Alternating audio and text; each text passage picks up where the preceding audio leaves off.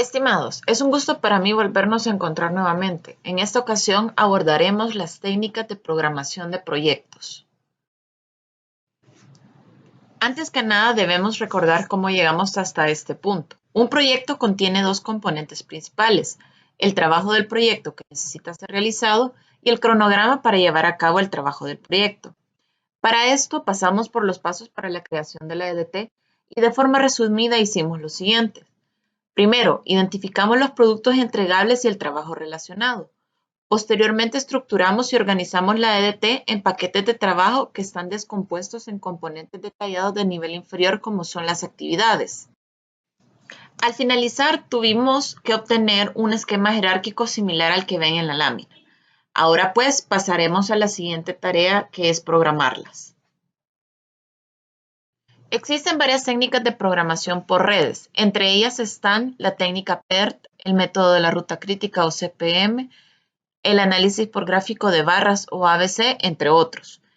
La filosofía de todas ellas es la de asignar tiempos de duración a cada una de las actividades contenidas en el plan de trabajo, partiendo por establecer la secuencia de las mismas. Esta secuencia permite construir una red que no es más que un dibujo de la secuencia lógica, pero hecho con la simbología de un método en especial. Ejemplos de estos son el diagrama de Gantt, la red de ruta crítica o la red de hitos. ¿Qué necesitamos para construir la red? Pues bien, la lista de actividades, una lista de hitos, es decir, eventos significativos del proyecto, y también definir en qué secuencia se llevarán a cabo las actividades. El método de diagramación por precedencia o PDM define la secuencia lógica del trabajo para ser lo más eficiente posible, tomando en consideración las restricciones del proyecto. Las actividades son representadas por nodos y son gráficamente vinculados por una o más relaciones lógicas para mostrar la secuencia en que las actividades deben ejecutarse. Cada actividad de hito, a excepción del primero y el último, se conectan con al menos un predecesor y un sucesor. Veamos un ejemplo. Tenemos tres actividades. La actividad predecesora es aquella que va antes que una actividad dependiente. Es decir, la actividad predecesora con respecto a la actividad 2 es la actividad 1. Una actividad sucesora es aquella que va después de una actividad. Esta correspondería a la actividad número 3. El método de diagramación por precedencia incluye 4 tipos de dependencias o relaciones. La relación final para inicio o finish to start, por eso las iniciales FS, es la más común porque se debe finalizar una tarea para iniciar con la siguiente. La dependencia inicio a inicio o start to start en inglés, la actividad B debe iniciar junto con la actividad A. La dependencia inicio para final o start to finish se usa de forma esporádica y la relación final-final o finish to finish significa que la actividad B no puede finalizar hasta que la actividad A finalice. Ahora veamos la técnica ABC o análisis de gráficos de barra. Comenzamos con los pasos para construir un diagrama de red. La técnica debe seguir una serie de pasos, los cuales enlistamos a continuación. Primero se debe identificar la lógica de las secuencias. Como paso número 2 es estimar la duración de las actividades, seguido de la identificación de las holguras de las actividades como del proyecto. También establecer la ruta crítica y finalmente programar, ya sea un cronograma o en un gráfico de barras. Algunas de las reglas básicas para desarrollar las redes son las siguientes. 1. Las redes deben fluir de izquierda a derecha. Una actividad no puede iniciar hasta que todas sus actividades predecesoras sean completadas. Las flechas indican precedencia y flujo y pueden cruzarse sobre otras. Identificar cada actividad con un número único. Generalmente, este número debe ser mayor que el de su predecesora. La codificación hecha durante la creación de la EDT puede tomarse como base. No se permiten bucles, es decir, pasar 2 meses por un mismo nodo. No se permiten declaraciones condicionales y utiliza los nodos comunes de inicio y de fin. Como lo vimos hace 2 láminas, el primer paso es definir la lógica de las secuencias. Para esto es útil hacerse la siguiente pregunta. ¿Qué actividad tiene que estar terminada para poder comenzar con esta otra? La lógica detrás de esto es que a veces es más fácil comenzar a secuenciar a partir de la última tarea para luego ir de atrás para adelante. No obstante, se puede comenzar a secuenciar las actividades desde el inicio hasta el final, ya sea porque las condiciones del proyecto lo permiten o porque el equipo se siente más cómodo. Para presentar las actividades se utilizan cajas o nodos que contienen información de la actividad. En este ejemplo se tomó un nodo que contiene el número o código de la actividad, el nombre de la misma, su duración y una casilla para colocar la holgura total. Veamos algunos ejemplos de las bases de actividades en nodos. En el ejemplo 1 vemos una secuencia lineal en donde A está precedida por nada, B está precedida por A, C está precedida por B. En el caso del ejemplo 2, la actividad X se conecta con 2 actividades diferentes, lo cual significa que Y y Z pueden comenzar al mismo tiempo. A este comportamiento se le conoce como actividad explosiva. En estos ejemplos, el primero de arriba indican que J, K y L pueden comenzar al mismo tiempo, pero deben ser terminadas antes que la actividad M pueda comenzar, independientemente de la duración de cada una. M se convertiría en una actividad fusión. En el ejemplo de abajo vemos que tanto Z como la actividad AA están precedidas cada una por X y por Y. Retomemos el ejercicio de la remodelación de las habitaciones del hotel.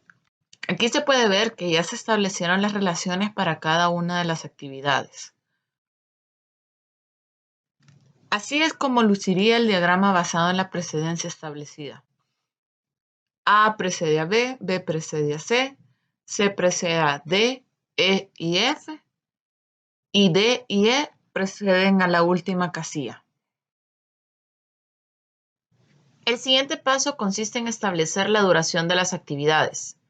Inicialmente, esta tarea busca establecer la cantidad de periodos de trabajos necesarios para finalizar las actividades con los recursos asignados, y lo único que se puede hacer es usar la mejor estimación disponible en el momento que se vaya a tomar la decisión.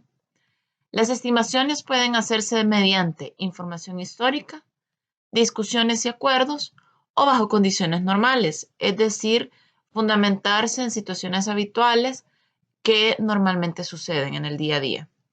Posteriormente podrá haber mejor información y será necesario revisar las duraciones estimadas.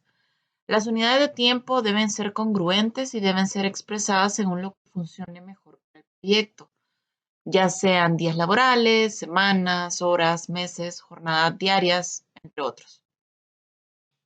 Como vimos hace un par de láminas atrás, las cajas o nodos contienen información relevante.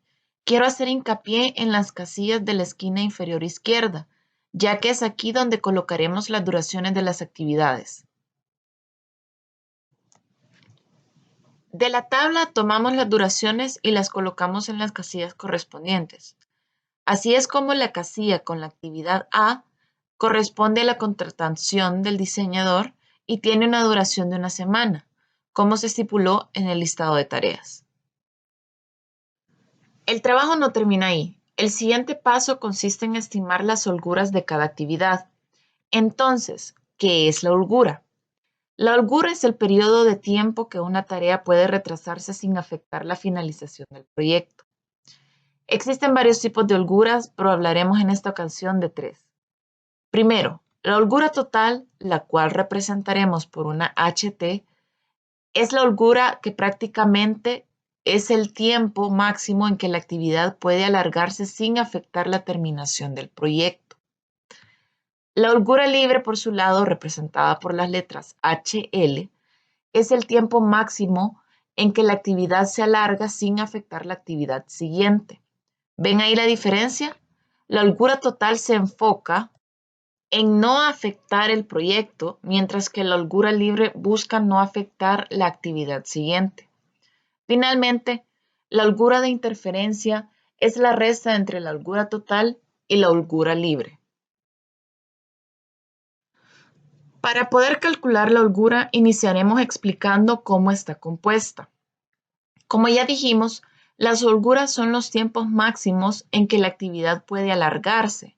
Esto significa que puede tener un inicio más temprano y un final más tardío.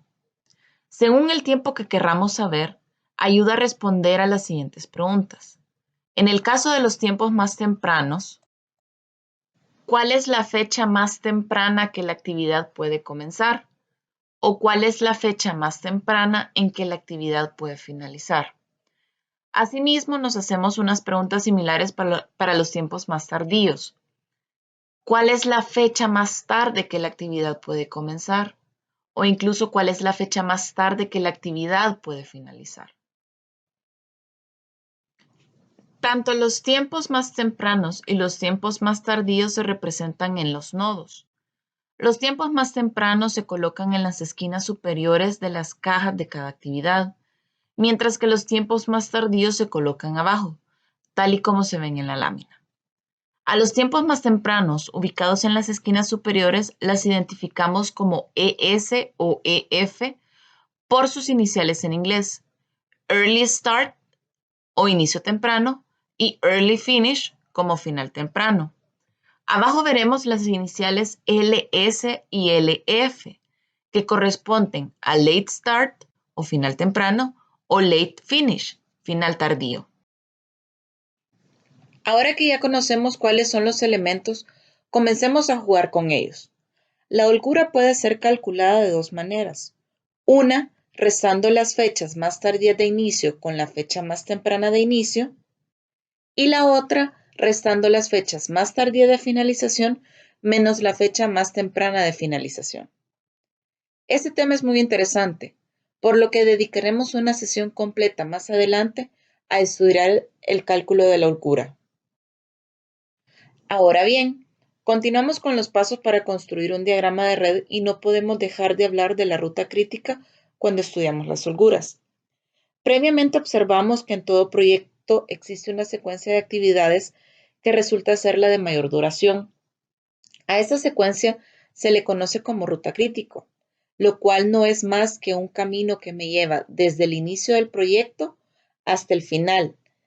Para conocer la ruta crítica, debemos que analizar todos los caminos posibles, desde la actividad inicial hasta la actividad final y sumar la duración de las mismas. Todo cálculo de duración indica cuáles actividades son críticas y cuándo deben ejecutarse y cuáles son las fechas límites entre las cuales las actividades no críticas pueden ejecutarse. Retomando el ejemplo, el diagrama ayuda incluso a poder identificar con mayor facilidad cuál es la ruta más larga, la cual en este ejemplo sería la secuencia de actividades A, B, C, E y K, con una duración total de 15 semanas. Las consideraciones importantes de ambos temas vistos son: las tareas en la ruta crítica tienen cero holgura. Esto lo confirmaremos en una sesión posterior. Si las tareas de la ruta crítica se retrasan, entonces afectan directamente la finalización del proyecto. La holgura se calcula en el cronograma después que se han tomado las decisiones. Con la representación gráfica del cronograma no hay necesidad de calcular la holgura, ya que los límites de programación están claramente definidos. Ahora bien, pasamos al siguiente y último paso en la construcción de redes, la programación.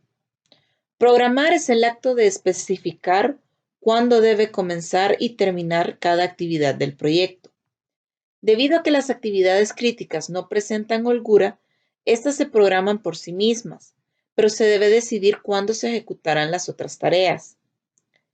Es importante saber que la primera programación se hace con los tiempos de comienzo más tempranos.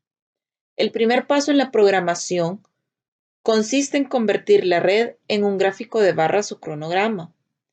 En el ejemplo pueden ver que la actividad tiene una duración de 6 días, iniciando el 7 y finalizando el día 12, con una holgura de 4 días. Con esta información Puede iniciar a colocar las barras en un gráfico de barras, diferenciando la duración estimada de la actividad y su holgura, en este caso representada por la flecha con líneas punteadas. Entre el día 7 y el día 17, la actividad puede desplazarse sin afectar la siguiente actividad o el cronograma. Transformar los nodos en barras de tareas y obtener así un nuevo diagrama se le conoce como diagrama de Gantt. El diagrama de Gantt es una de las herramientas más utilizadas en la gestión de proyectos, ya que ofrece la facilidad y claridad para entender en una línea de tiempo cómo están programadas las actividades. En el ejemplo podemos ver diversas actividades y en el eje horizontal donde se encuentran las barras podemos ver la línea del tiempo. Es bueno conocer que existen algunas reglas básicas para programar según los recursos que se necesitan, principalmente cuando se compartirán. Las reglas son: asignar el recurso a la actividad que tiene menor holgura. Si las actividades tienen igual holgura, dar el recurso a la más larga. Cuando hay conflictos entre actividades, se debe optar por la que necesita mayor cantidad de recursos. Y cuando hay más que una sobrecarga en un periodo, se debe dar preferencia a la actividad que ocupa el recurso de más alta prioridad. Ahora pasaremos a hablar sobre una técnica de programación conocida como la técnica PERT o Program Evaluation and Review Technique. La técnica PERT tuvo sus inicios en la Armada estadounidense junto a la empresa de consultoría Booz Allen y Hamilton, quienes desarrollaron una técnica de revisión de evaluación de programas para ayudar a programar los más de 3.300 contratistas del proyecto del submarino Polaris. Esta técnica también les permitía mejorar los estimados de tiempo de las actividades. Es de utilidad para análisis de alternativas, empleo eficiente de recursos, optimización de calendarios, facilita el control del proyecto y las revisiones de costos. Para calcular los tiempos de las actividades del proyecto según la técnica PERT se utilizan 3 estimaciones por cada actividad: la optimista, la pesimista y la más probable. En otras palabras, cada actividad puede durar desde un tiempo pesimista hasta uno optimista y es posible calcular un promedio valorado para cada actividad. Lo explicaremos en base a la gráfica de distribución de probabilidad beta. En el eje de las X tenemos la duración, mientras que en el eje de la Y tenemos la probabilidad. En este ejemplo se ha colocado que la estimación de tiempo optimista para una actividad se encuentra en 4 unidades de tiempo, la pesimista en 16 y la más probable se encuentra en 7 unidades de tiempo. Con el cálculo de la estimación PERT se pretende estimar de mejor manera cuál debería ser la duración promedio de la actividad. La fórmula a utilizar es la siguiente, donde T sub E representa la duración promedio de la actividad, O es el tiempo optimista, M es el tiempo más probable y P el tiempo pesimista. Existen 2 cálculos estadísticos adicionales que apoyan la técnica PERT y son la desviación estándar y la varianza. La desviación estándar ayuda a aproximar la variabilidad de los estimados, mientras que la varianza ayuda a determinar la incertidumbre del proyecto y se termine de acuerdo al programa. Si se conocen el promedio valorado y las varianzas de cada actividad, el planificador del proyecto podrá calcular la probabilidad de que se cumplan las distintas duraciones del proyecto. Volviendo al ejemplo inicial, calcularemos su tiempo promedio, desviación estándar y varianza. Luego de sustituir los datos en las fórmulas, obtenemos que el tiempo promedio estimado es de 8 días. Ahora que conocemos la duración esperada, también podemos conocer el porcentaje de probabilidad de la duración de esa actividad, para lo que es necesario calcular la desviación estándar y la varianza. Esta información la utilizaremos en unos momentos. Ahora que ya tenemos identificado el tiempo promedio de duración de la actividad, podemos ubicarlo en la gráfica. Con el dato de la desviación estándar, podemos utilizar la campana de distribución normal estándar e identificar en qué rango cae nuestra estimación. En la lámina se muestran los 3 intervalos de confianza que corresponden a la distribución normal. Continuando con la técnica PERT, se sustituyen los valores en cada enunciado obteniendo lo siguiente. Existe un 99.7% de probabilidad que la actividad está comprendida entre 2 y 14 días. Existe un 95.46% de probabilidad que la actividad esté comprendida entre 4 y 12 días. Y existe un 68.26% de probabilidad que la actividad esté comprendida entre 6 y 10 días. Un proyecto consta de muchas actividades, por lo que se debe establecer cuál será la probabilidad a considerar. Tomaremos como ejemplo un proyecto de 3 tareas secuenciales y a cada tarea se le calculó el tiempo PERT estimado, la desviación estándar y la varianza. La duración total del proyecto es la suma de los valores de la columna PERT. Estadísticamente no es correcto sumar la desviación estándar, por lo que se tiene que sumar la varianza de las actividades para tener la desviación estándar total. Como dijimos, la suma de las varianzas se convierte en nuestra desviación estándar, y a este número, 8.5, aplicaremos la fórmula de la varianza que simplemente es sacar la raíz cuadrada de 8.5. Obtenemos 2.92.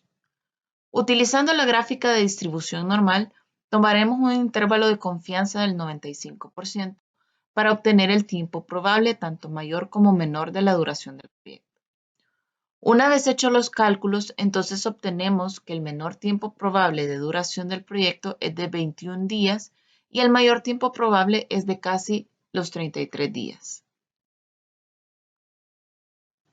Como pensamiento final de este tema, la técnica PERT le permite al gerente del proyecto tener una idea de las posibles variaciones de tiempo en la finalización de entregables y ofrece fechas de entrega de forma más crítica y analítica, ya que considera la incertidumbre de la estimación de los tiempos de los proyectos en su metodología.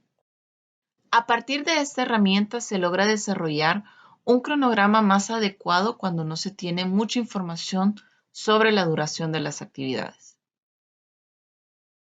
Es así como hemos llegado al final de esta sesión. Agradeciendo su atención, una vez más me despido.